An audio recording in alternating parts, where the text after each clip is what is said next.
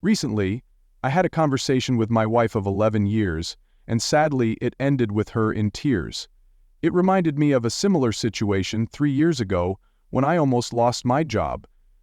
Back then, my wife Sarah was so upset at the thought of me missing our anniversary that she insisted I come home. Fast forward to today, and now it's Sarah who won't be home for our anniversary. I didn't say anything to change her mind. Despite this, the past 12 years have been the happiest of my life. Which seemed a long time to wait then because there were so few happy days in my life. When I first met Sarah, she was 24 years old and just starting her career in advertising. She visited the architectural firm I co-owned to pitch a campaign for a fancy magazine we couldn't afford at the time. Among the crowd, I couldn't help but notice this captivating woman with chestnut brown hair and an infectious smile. After discussing the pitch with my partner, he encouraged me to ask her out. To my surprise, she agreed. Over the next 6 months, our relationship blossomed, and Sarah eventually moved in with me. 4 months later, we tied the knot, beginning a life together in a quiet corner of Aspen Falls, a picturesque mountain town. Every day since then, I've felt like the luckiest man alive for convincing her to marry me. This year, as our anniversary approached, I decided to surprise Sarah with a weekend getaway. I called my boss, Michael, to arrange time off. "Michael, I need a favor," I said, my voice tinged with urgency. "I'm swamped, Alex. Can it wait?" he replied. "It can't. I'm leaving today and won't be back until Monday. It's my wedding anniversary." Michael sighed but wished me well. After wrapping up the call, I turned to his assistant Claire for help with last-minute travel arrangements. She worked her magic and secured a plane ticket for me to Denver. "There's just one thing," Claire said. "Sarah's hotel is fully booked, but I found a lovely place 2 blocks away. You'll have to be quick. Your flight leaves in 45 minutes." I packed hastily, throwing essentials into my suitcase, and sped to the airport. The flight was smooth, and 3 hours later I landed. As the plane touched down, my mind wandered to the state of our relationship. Over the past few months, Sarah had been distant. It started when her department at work was taken over by a hotshot executive named David Whitaker. She was determined to prove her worth to him. For weeks she came home exhausted, consumed by strategies to outshine him.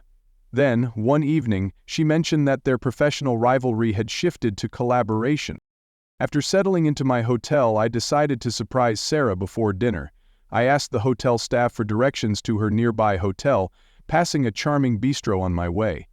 It seemed like the perfect spot for a romantic dinner. At her hotel, I approached the receptionist. "Hi, I'm Alex Carter. Is Sarah Carter in her room? I'd like to surprise her." The receptionist smiled warmly but frowned after calling her room. "I'm sorry, Mr. Carter, there's no answer. Would you like to leave a message?" Disappointed but undeterred, I walked toward the bustling lounge area, scanning the crowd. I heard faint laughter. Her laughter. Following the sound, I weaved through tables until I found her. Sarah was sitting in a secluded booth with a man I didn't recognize. She wore the elegant navy dress I bought her last year for our anniversary, her radiant smile making my heart ache. Their body language was intimate. He leaned closer, and their laughter grew softer, more private. Then, my worst fears were realized. Their lips met in a tender kiss. My chest tightened as I stepped away, retreating to a small table in the corner. The waitress approached, and I ordered a double scotch on the rocks, needing something to steady my nerves. From my table, I overheard fragments of their conversation. "Our meeting tomorrow isn't until 10, so we can celebrate late tonight," he said. Sarah giggled. "I can't believe it's been 2 months already." "And it could have been longer," he replied, "if you'd just accepted my offer when I first started at the firm." They raised their glasses, toasting to their incredible 2 months together. I clenched my fists. 2 months? Our anniversary was tomorrow, and she was here celebrating an affair.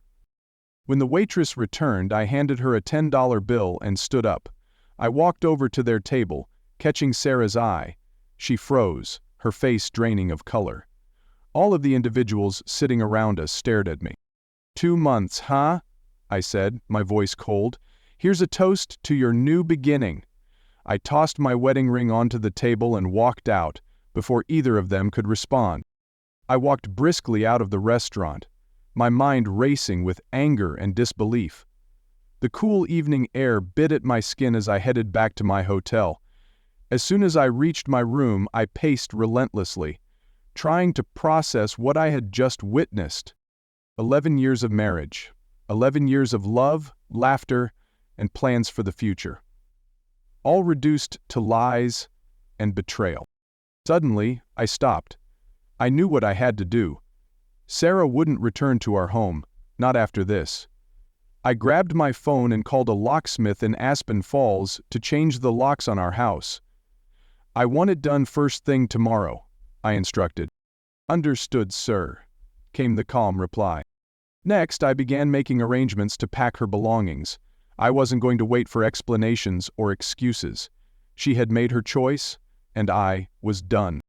The next morning I flew back home. The locks were already changed by the time I arrived.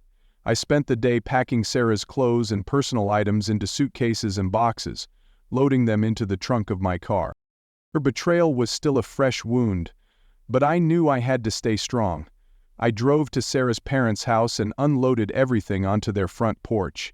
Deborah, her mother, opened the door, her expression puzzled. "Alex, what's all this?" "It's Sarah's stuff. She won't be living with me anymore," I said bluntly. Deborah's face paled. "What are you talking about? Where is she?" "She'll explain when she gets here," I replied, my tone sharp. "Ask her about her 2-month anniversary. That should clear things up." Before Deborah could respond, I got back into my car and drove away, leaving her standing on the porch, stunned. That evening, Sarah called me, her voice trembling. "Alex, please don't do anything rash. I'm on my way home. Let's talk." "There's nothing to talk about," I replied coldly.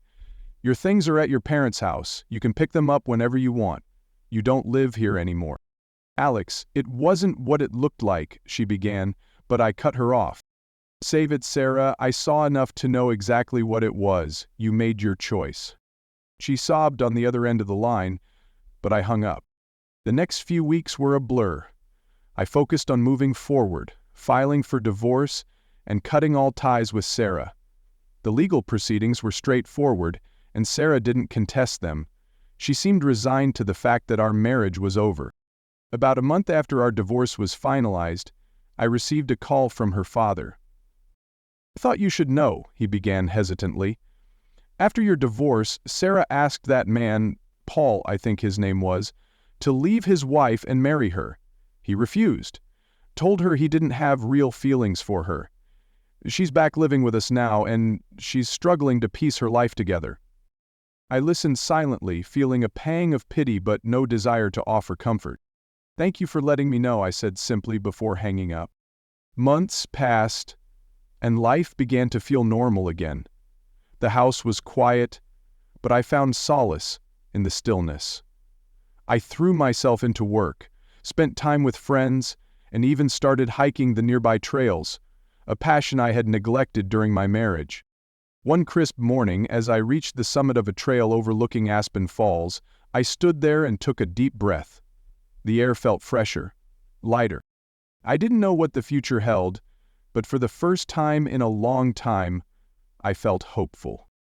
Over the following year, life slowly shifted into a new rhythm. I moved forward, rebuilding my sense of self and rediscovering the small joys I had once taken for granted. I found companionship in the form of a loyal dog, Max, who quickly became my hiking partner and an ever-present reminder of the simple, unconditional love life could still offer. One evening, while enjoying a quiet drink at the local pub, a familiar face walked in. Michael, my former boss.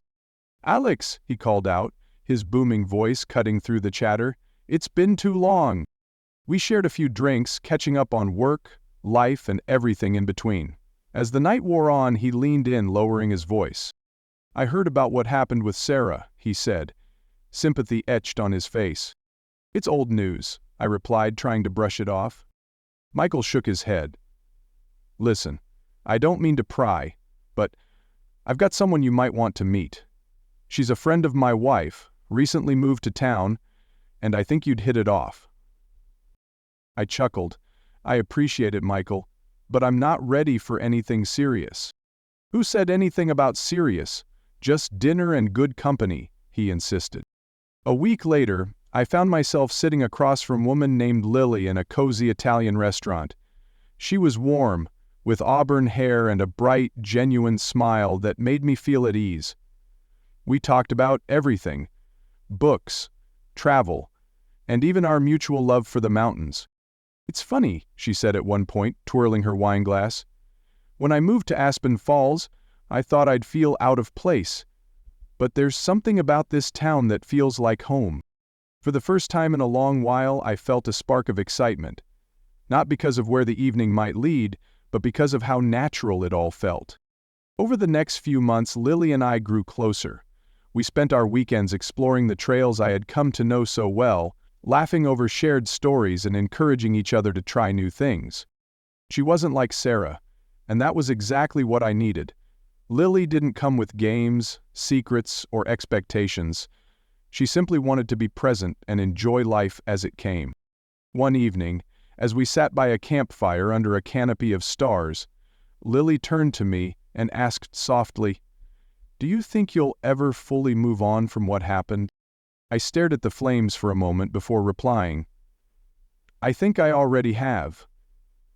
What happened with Sarah taught me a lot about myself, what I want, what I'll never accept again. But it also showed me that I'm capable of starting over." Lily smiled, reaching for my hand. "You deserve happiness, Alex, and I hope you find it, whether it's with me or someone else." That moment cemented the idea that life after betrayal didn't just mean survival. It meant growth. The scars left by Sarah's actions were fading, replaced by a new sense of purpose and optimism. Lily and I continued to build something meaningful, but this time, it was on a foundation of trust and understanding. For the first time in years, I felt like the weight I had been carrying was finally lifting. I had found peace in the mountains, hope in new connections, and clarity in my journey forward. Whatever the future held, I was ready to face it head-on, knowing that I was stronger for everything I had endured. Months passed, and my life continued to rebuild itself. Lily and I grew closer, but the pace felt natural, unhurried. We weren't rushing toward any milestones, just enjoying the simplicity of each other's company. One day, while sorting through some old boxes in my garage, I stumbled upon the wedding album Sarah and I had put together years ago. I hesitated, the weight of the past brushing against my shoulders. The photo of us cutting the cake, her hand in mine, felt like an artifact from another life. For a moment I considered throwing it away, but instead I tucked it back into the box and sealed it. It wasn't that I wanted to hold on to the memories, it was just that I didn't need to erase them. Lily and I decided to take a weekend trip to a cabin in the mountains, far from Aspen Falls. It was a place where neither of us had any ties to the past, only the promise of fresh beginnings. On the second evening, as we sat on the porch overlooking a quiet valley, Lily asked me something that caught me off guard. "You ever regret it?" "Regret what?" I replied, turning to her. "Everything you went through with Sarah. Do you regret how it ended?" I thought for a moment before answering. "I don't regret it ending, I regret that it had to. For a long time I couldn't understand how someone I loved so much could betray me like that. But now, I see it differently. It was a lesson I didn't know I needed. A painful one, but one that made me stronger." Lily nodded, her hand finding mine. "It's funny how the hardest things in life shape us the most." Ellen said, "A year to the day after my divorce was finalized, I found myself walking the streets of Aspen Falls, passing familiar shops and landmarks. It felt different now, lighter, less burdened by the memories that used to weigh me down. Stopping at a small cafe, I ordered a coffee and sat by the window. As I sipped, I noticed a figure outside. Sarah. She was crossing the street, her shoulders hunched and her gaze fixed downward. For a moment our eyes met through the glass. She paused, clearly recognizing me, and gave a faint nod. It wasn't an invitation or an apology, just an acknowledgement of shared history. I didn't feel anger or sadness, just a quiet sense of closure. Back home that evening, Lily joined me on the porch, a glass of wine in hand. "You seem thoughtful," she said, leaning against the railing. "I ran into Sarah today," I admitted. Lily's brow furrowed slightly, but she didn't interrupt. "I didn't speak to her," I continued.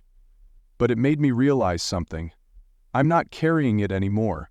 The anger, the betrayal, all of it. It's just gone. I'm not as painful a feeling as I felt back then." Lily smiled softly. "That's because you've grown past it, Alex. You've built something new for yourself. You've let it go." That night, as the stars spread across the darkened sky, I felt a peace I hadn't known in years. Betrayal had brought me to my knees, but healing had given me strength. Whatever lay ahead, I knew I was finally ready. Now, people ask me a lot about these two very separate events. The quiet town of Aspen Falls had become my sanctuary, a place where I rebuilt the pieces of my life that once felt irreparably shattered. Over time, Lily became an integral part of that journey, not as someone to fill a void, but as someone who walked beside me as I forged a new path. One crisp autumn morning, we decided to hike the Skyline Trail, a challenging but rewarding trek that offered sweeping views of the valley. Max, my loyal dog, bounded ahead of us, his enthusiasm contagious. "I'm starting to think Max might be in better shape than either of us," Lily joked, adjusting the straps on her backpack. I laughed. "He's definitely got the energy. I don't think I've ever seen him tired." As we reached the summit, the view stretched out before us, endless layers of gold and red as the trees below embraced the changing season. We sat on a flat rock, sharing a thermos of coffee and taking it all in. "You know," Lily began, her voice soft, "when I first met you, I wasn't sure you were ready for something new, but I see it now. You've grown so much, Alex. You're not the same person who walked into that restaurant a year ago." I smiled, her words settling warmly in my chest. "You've helped with that more than you realize." She leaned against me, and we sat in comfortable silence, the world spread out below us like a promise of new beginnings. The following months brought unexpected opportunities. I received an offer to partner with a friend in opening a design studio in the heart of Aspen Falls. It was a chance to create something of my own, a fresh start not just in my personal life but in my career. Lily was my biggest supporter. "You've always had the talent, Alex. Now you have the freedom to use it on your own terms." The studio quickly became a labor of love. I poured myself into every detail, from the layout of the space to the projects we took on. It wasn't just about the work. It was about building a future that felt authentically mine. Lily often stopped by, sometimes bringing Max along. Watching her interact with my colleagues, her easy laughter filling the room, I couldn't help but marvel at how seamlessly she fit into this new chapter of my life. One evening, as we sat by the fireplace in my living room, Lily brought up a subject I hadn't expected. "Have you ever thought about reaching out to Sarah?" she asked cautiously. The question took me by surprise, and I set my glass of wine down. "Not really. Why?" Lily shrugged, her expression thoughtful. "I don't mean to suggest you owe her anything. But sometimes, closure can come from unexpected places." I leaned back, considering her words. "I don't think I need to. Seeing her that day in town, that was enough.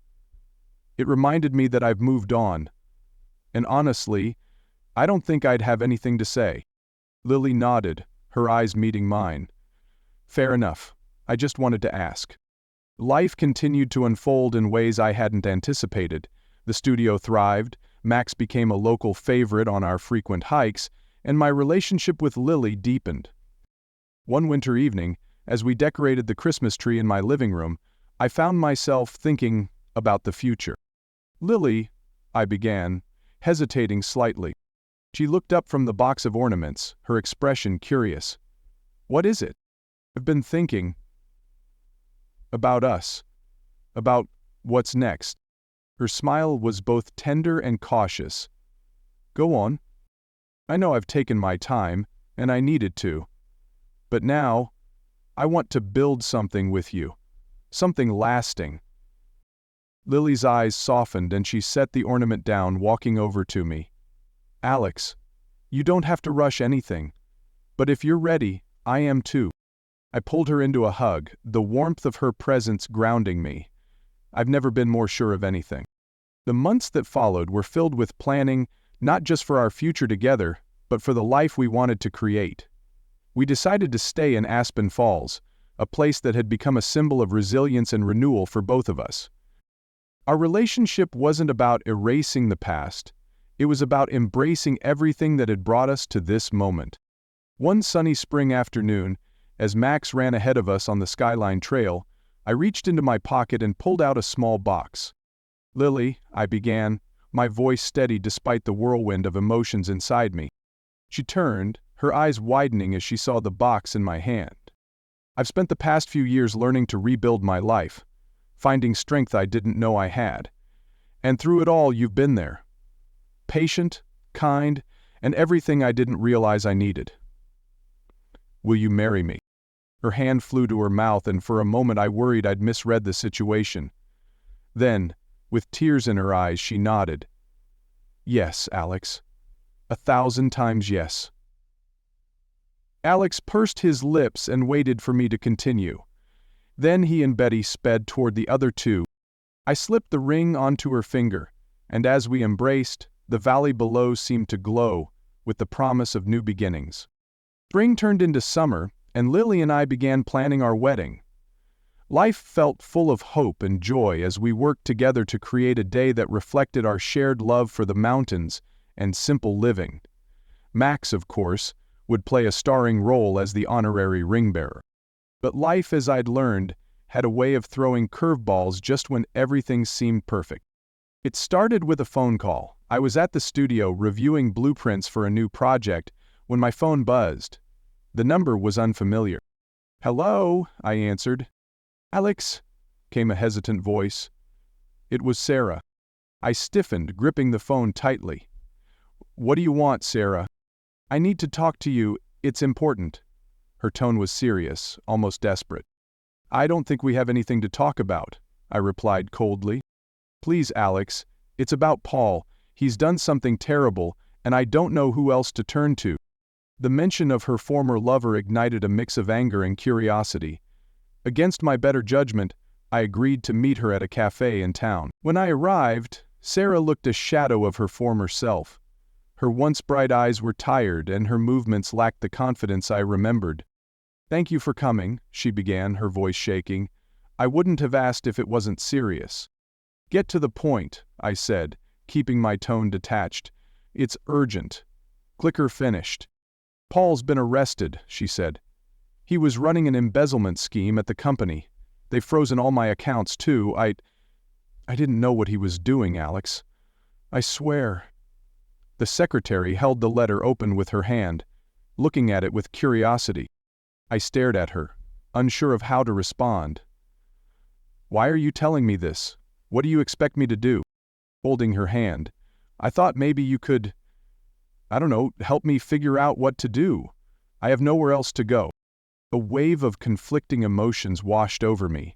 Part of me wanted to walk out and leave her to deal with the mess she'd made, but another part, the part that had once loved her deeply, felt a pang of pity.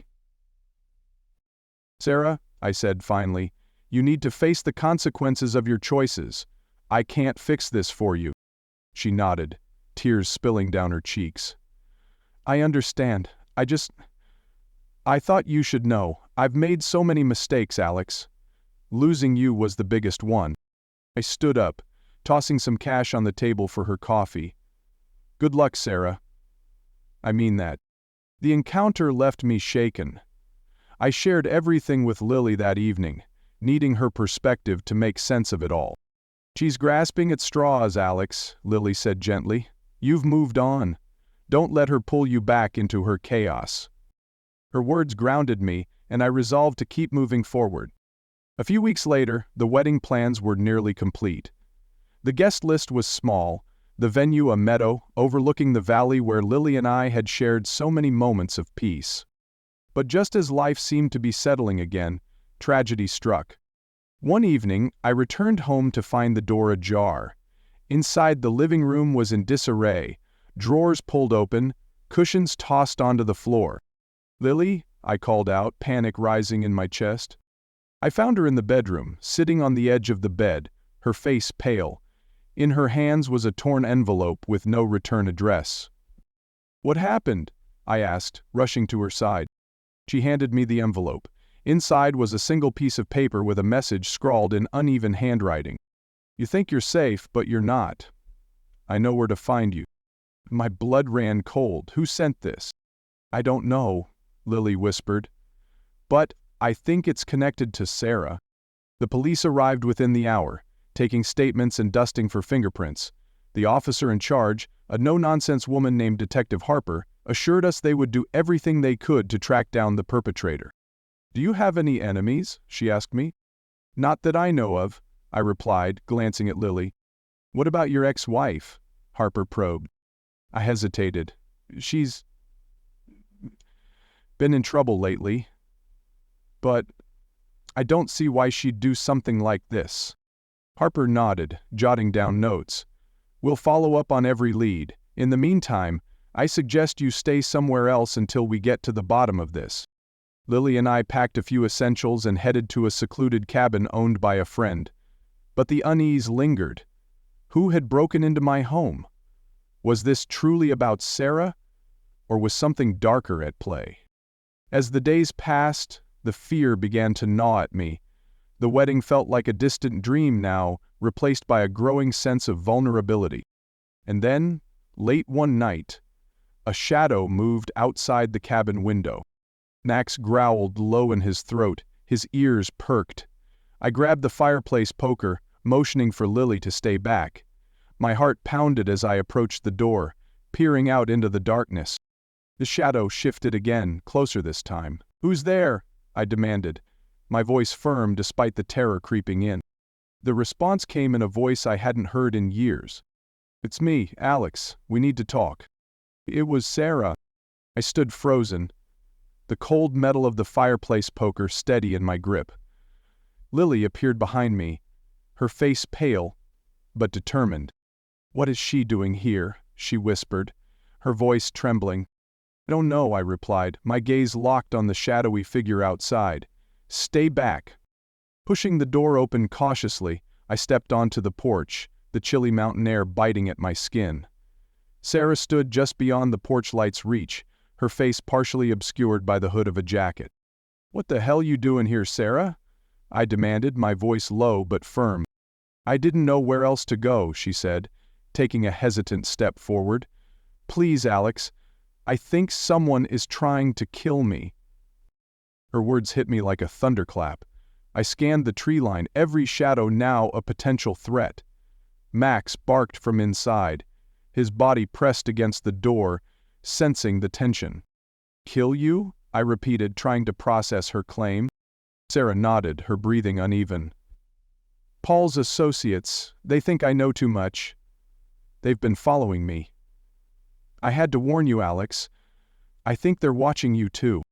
My grip on the poker tightened. "You're telling me that because of you, my fiancé and I are in danger?" Her face crumpled. "I didn't mean for this to happen. I didn't know Paul was involved in something so dangerous until it was too late. Alex, Save it," I snapped, cutting her off. "Get inside before someone sees you."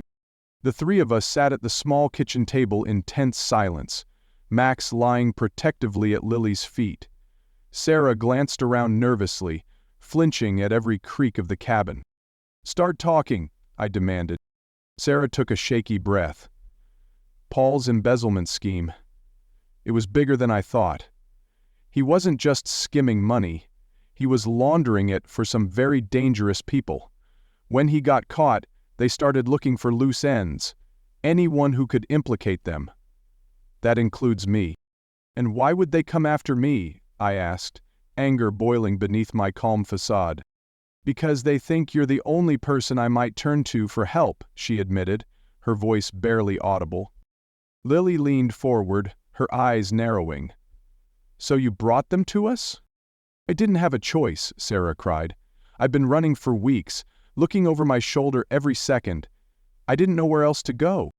Before I could respond, the faint crunch of gravel outside silenced us all. Max shot to his feet, growling.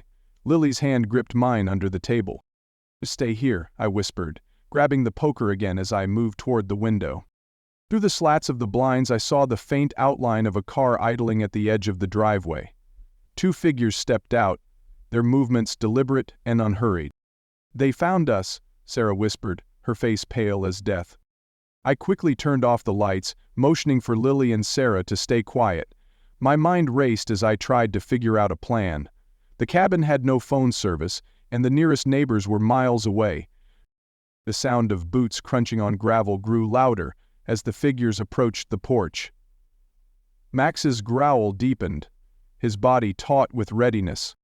A knock echoed through the cabin, slow and deliberate. "Open up," a voice called, calm but menacing. "We just want to talk." Lily's grip tightened on my arm. Sarah trembled, her hands clasped together as if in prayer. I stepped to the door, raising my voice to mask my fear. "You're on private property, leave now, or I'll call the police." A low chuckle followed. "No need for that, Alex. We just want to have a little chat with Sarah." "She's not here," I lied. "Now get off my property." The silence that followed was deafening. Then, the sound of something heavy hitting the door made Lily jump. Lily nodded. "They're trying to break in," she whispered, her voice barely audible. My heart pounded as I turned to Sarah. "You brought this to my doorstep. You're going to help me end it." "What do we do?" she asked, tears streaming down her face. I glanced at Lily, then at Max, who was ready to lunge at the slightest provocation. "We fight." The door frame splintered as the intruders forced their way in. Max leapt forward, snarling, his teeth sinking into the arm of the first man.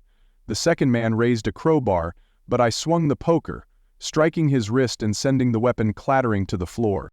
Lily grabbed a heavy lamp from the table, using it to fend off the first man as he struggled to free himself from Max's grip. "Get down!" I yelled as the second man lunged at Sarah. She stumbled back, grabbing a chair and hurling it at him with surprising force. The distraction was enough for me to tackle him, pinning him to the floor. The lights dimmed. Will slipped a hand inside the desk. After what felt like an eternity, the chaos subsided. The two men were unconscious, tied up with extension cords I found in the cabin's storage closet. Lily sank onto the couch, her hands shaking. "We can't stay here. We need to call the police." I nodded, turning to Sarah. "If you know anything else, now's the time to tell me. No more lies." Her eyes filled with guilt as she finally began to speak. The cabin was eerily quiet in the aftermath of the struggle. The two men, bound and unconscious, lay on the floor. Max stood guard over them, his growls low and menacing. Lily sat on the couch, pale but composed, her hand resting protectively on Max's back. Sarah, however, was a wreck, her face streaked with tears, her shoulders shaking, as she clung to the edge of the table. I picked up my phone and moved to the far side of the cabin, dialing the nearest sheriff's office. The lack of cell service forced me to use an old landline hanging by the kitchen. "This is Alex Carter. I'm at a cabin on Pine Ridge Trail. We've had a break-in. 2 men are restrained, and we need assistance immediately." The dispatcher's voice was calm. "Officers are en route, sir. Stay on the line if you can." When the sheriff's deputies arrived, the scene unfolded in a blur of flashing lights and barking orders. The men were hauled away, groggy but still defiant, their mouths spouting threats that sent chills down my spine. "You'll regret this," one of them sneered, as he was shoved into the back of a patrol car. Lily stood by my side, her arm looped through mine as I spoke with Detective Harper, who had taken the case after our initial break-in. "They're low-level enforcers," she explained, flipping through her notes. "Hired muscle, probably working for the people Sarah mentioned. But we'll need more to shut this down." Her gaze shifted to Sarah, who was sitting on the cabin's porch, wrapped in a blanket. "She's the key. If she can testify, we might be able to cut the head off this snake. The next day, the three of us were brought to a safe house under police protection. Lily was quiet during the drive, her fingers laced with mine. "I didn't sign up for this," she said softly, her voice steady despite the fear in her eyes. "I know," I replied. "And if you want out?" She cut me off, squeezing my hand. "I'm not going anywhere, Alex. But we need to figure out how to end this. For good." The safe house was stark but functional, its windows fortified, and its location remote. Detective Harper worked tirelessly, coordinating with federal agents to dismantle the network Paul had been tied to. Sarah, for her part, finally began cooperating. Over long, grueling hours, she detailed everything she knew: names, locations, transactions. I watched her closely as she spoke, her guilt palpable. "This was never supposed to happen," she said one evening, her voice barely above a whisper. "I thought I could leave it all behind, but it just kept pulling me back in." I didn't reply. There was nothing to say. Weeks turned into months as the investigation grew. The case made headlines, exposing a criminal enterprise that spanned states. Sarah's testimony proved invaluable, and her cooperation earned her a deal, a new identity, and relocation under witness protection. When the day came for her to leave, she stood by the safe house door, her eyes meeting mine one last time. "Alex," she began, her voice trembling, "I'll never be able to undo the damage I caused, but I hope you find happiness." I nodded, my expression neutral. "Take care of yourself, Sarah, and don't waste this chance." Lily and I returned to Aspen Falls, hoping to reclaim the life we had started to build. But the events of the past months had left their mark. The cabin felt different now, quieter, heavier. One evening as we sat by the fireplace, Lily broke the silence.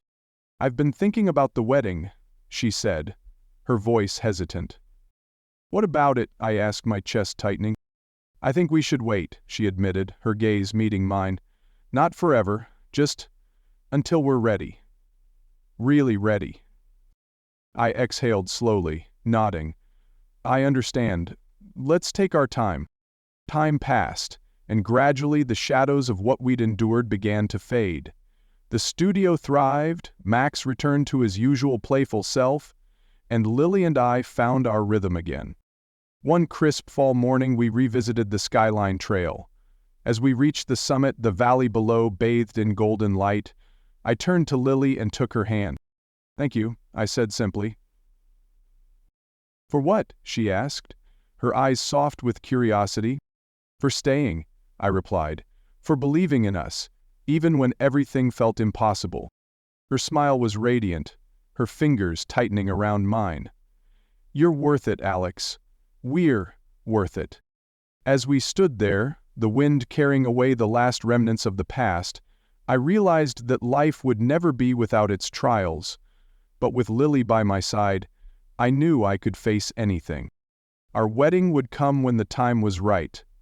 Until then, we had everything we needed: love, resilience, and a future waiting to be written. For the first time in years, I felt truly free.